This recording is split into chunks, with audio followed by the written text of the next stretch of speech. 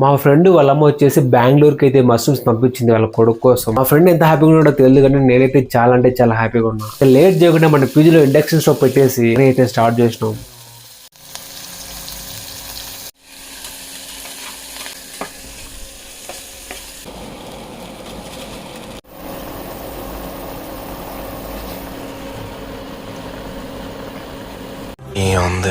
ఏముంది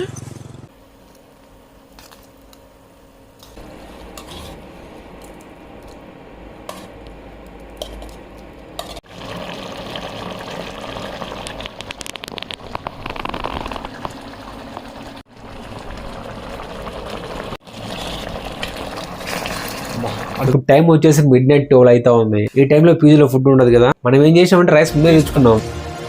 నాలో ఉన్న క్రియేటివిటీ మొత్తం బయటికి తీస్తాను. నా తడాక ఫైనల్ గా అయితే కర్రీ అయిపోయింది. టేస్ట్ ఎలా ఉందో మనోడు చూసి చెప్తారు ఇప్పుడు. సో మనకైతే చాలా బాగా నచ్చింది. ఇప్పుడు మనం ట్రై చేద్దాం. టేస్ట్ నమ్మరు మీరు, ఒక రేంజ్ లో ఉంది. ఇంటి ఫుడ్ తిన్నట్టు ఉంది నాకైతే. సో ఫస్ట్ ఆఫ్ ఆల్ ఆంటీకి థ్యాంక్స్ చెప్పాలి.